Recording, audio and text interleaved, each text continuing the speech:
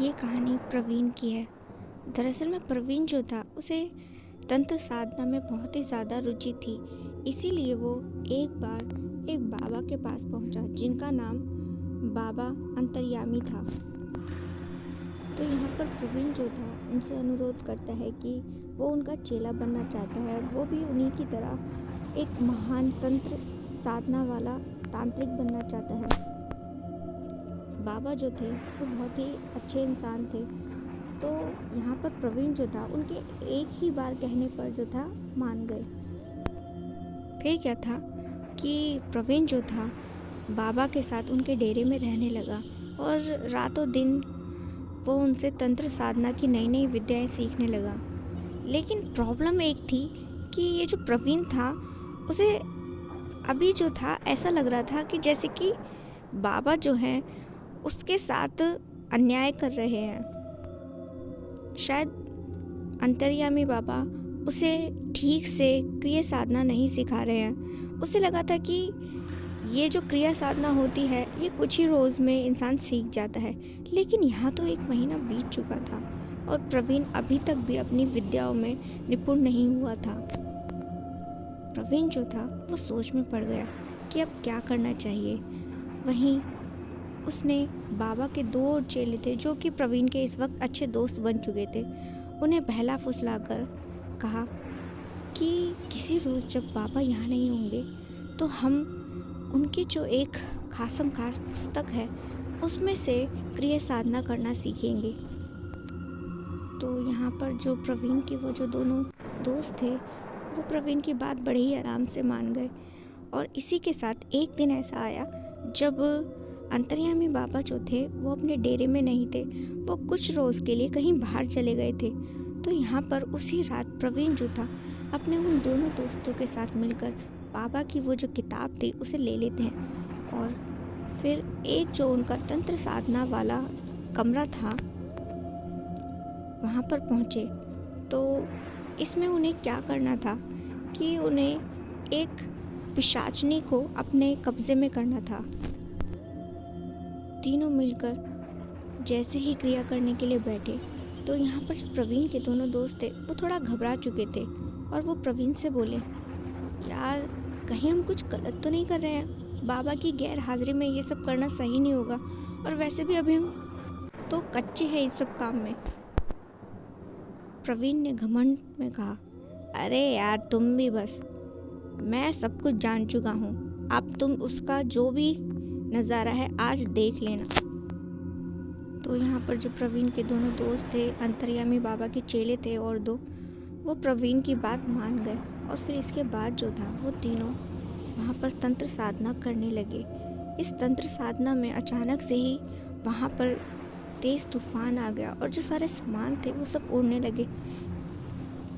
अब सामान जैसे ही उड़ने लगे और उसी के साथ जो था एक भयानक हंसी उस कमरे में चारों ओर गूंजने लगी थी, जिसे सुनने के बाद उन तीनों के रोंगटे खड़े हो गए थे। और तभी जो है उस कमरे में एक भयानक सी औरत उन्हें दिखाई दी। हो ना हो ये पिशाचनी ही थी। इतना सोचने पर जो था तीनों के रोंगटे खड़े हो गए। वो जैसे ही उसको काबू करने की कोशिश करने लगे तो वो जो पिशाचनी थी वो उनके काबू से बाहर थी। उन्होंने बहुत कोशिश की, बहुत से मंत्र पढ़े, लेकिन वो पिशाचनी उनके काबू में नहीं आई। और तभी जो है उस कमरे से आती भयानक आवाज़ों को सुनकर डेरे में जो और बाकी चेले थे वो सब वहाँ पर आ गए। तो उन्होंने जो देखा उनके रोंगटे खड़े हो गए। किस तरह से वो पिशाचनी प्रवीण को पकड़कर उसका गला दबा रही थी और लगता था कि अब उसकी जान जाने ही वाली है। लेकिन बाबा का एक पुराना चेला था जो कि उन्हीं की तरह काफ़ी अच्छा तांत्रिक था। उसने अचानक से ही कोई भभूत उस पिशाचनी पर छिड़की, जिसके बाद वो पिशाचनी तुरंत ही वहाँ से गायब हो गई। यहाँ बाबा के जो अन्य चेले थे उन्होंने प्रवीण और उसके दोस्तों को बहुत ज़्यादा डांट लगाई और बहुत ही गुस्सा हो रहे थे। तो प्रवीण और उसके दोस्त भी यहाँ बहुत शर्मिंदा थे कि उनकी गलती की वजह से एक पिशाचनी जो है अब इस डेरे में घूम रही है और वो किसी का भी शिकार कर सकती है क्योंकि वो इस वक्त बहुत भूखी है। और फिर यहाँ डेरे में हर रोज़ एक अजीबोगरीब घटनाएं घटने लगी। जिनकी वजह से डेरे में अब बहुत ज़्यादा अशांति फैल चुकी थी।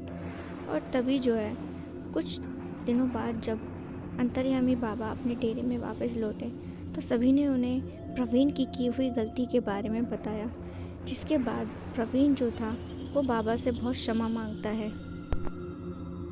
बाबा, मुझे माफ़ कर दीजिए, मैं बहुत ही बड़ा मूर्ख था जो मैंने ऐसी गलती करी।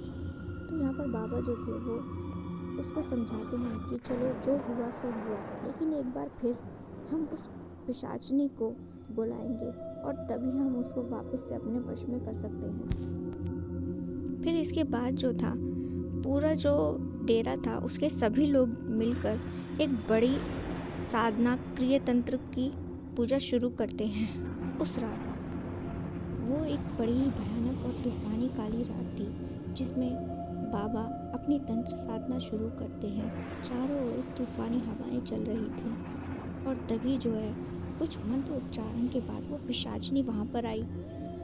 बाबा और उस पिशाचिनी में बहुत बहस हुई तो उस पिशाचिनी ने कहा कि ये उसकी गलती नहीं है वहाँ पर आने की।